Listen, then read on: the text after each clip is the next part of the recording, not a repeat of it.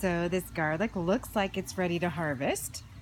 I think I'll just do a quick check here, down around. If I see a bulb here, oh, yep, there is. So I'm gonna gently pull this out. The soil is pretty dry. Oh yeah, that's nice. I'm gonna pull out a couple of these. Ooh, that's a really nice bulb right there.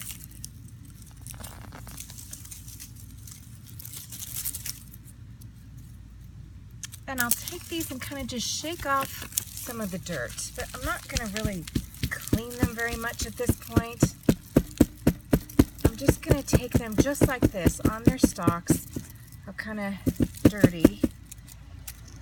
And I'm going to tie them up and hang them up in my garage. And I'm going to leave them there for about 3 weeks. Garlic needs to cure before we go any farther. So we'll check back in 3 weeks and see how it looks.